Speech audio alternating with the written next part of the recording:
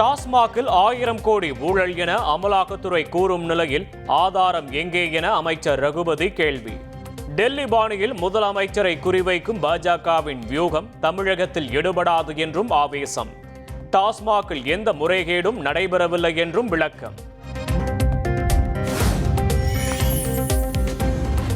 அறவழி போராட்டத்தை அனுமதிக்காத காவல்துறையை இன்று முதல் தூங்கவிட மாட்டேன் என அண்ணாமலை அதிரடி. 2026 மே மாதம் வரை பாஜக விதவிதமான போராட்டங்களை முன்னெடுக்கும் என்றும் அறிவிப்பு. என்னுடைய சகோதரிகளையும் இழிவுபடுத்திய பிறகு இன்னைக்கு ராத்திரியிலிருந்து காவல்துறையை நான் தூங்க விட மாட்டேங்க.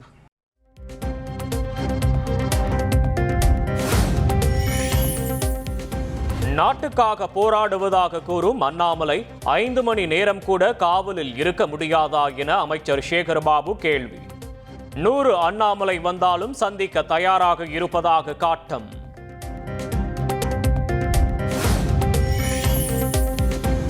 டாஸ்மாக் முறைகேடு விவகாரத்தில் அமலாக்கத்துறை துரிதமாக மேல் நடவடிக்கை எடுத்திருக்க வேண்டும் என தவேக பொதுச் செயலாளர் ஆனந்த் அறிக்கை. புறவாசல் வழியாக மறைமுக கூட்டணி வைத்து மக்களை திமுகவும் பாஜகவும் ஏமாற்றுவதாக விமர்சனம்.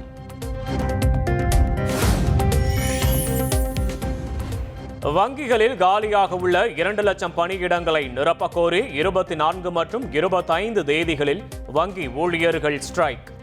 வங்கி தொழிற்சங்கங்களின் கூட்டமைப்பு அறிவிப்பு.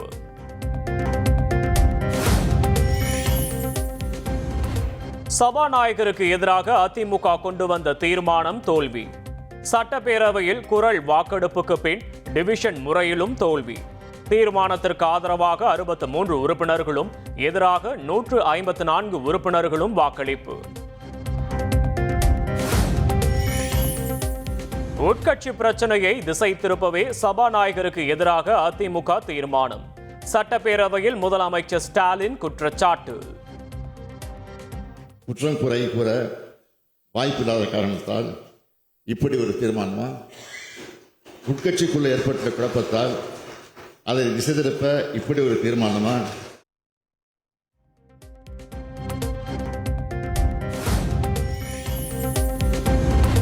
சபாநாயகர் நடுநிலையோடு செயல்பட வேண்டும் என்பதற்காகவே தீர்மானம் கொண்டு வந்ததாக இபிஎஸ் விளக்கம்.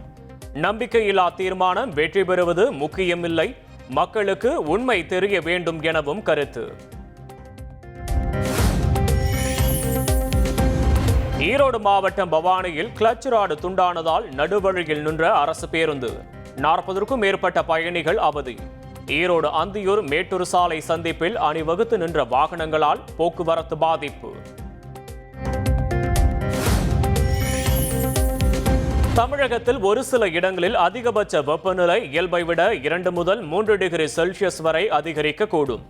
கரூர் பரமத்தியில் 101 டிகிரி ஃபாரன்ஹீட்டும், வேலூர் திருப்பத்தூரில் 100 டிகிரி ஃபாரன்ஹீட்டும் வெப்பம் பதிவு.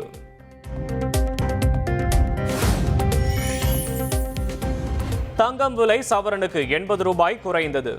1 சவரன் ஆபரண தங்கம் 65,680 ரூபாய்க்கு விற்பனை.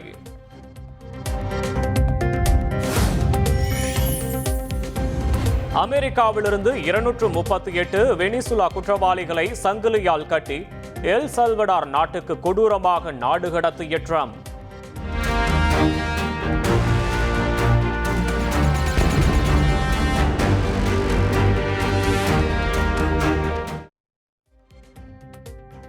குற்றவாளிகளை பராமரிக்க குறைந்த கட்டணத்தை அமெரிக்கா கொடுத்தாலும் தங்களுக்கு அதிகம் என்று எல் சல்வடார் அதிபர் நைப் புக்லே வரவேற்பு.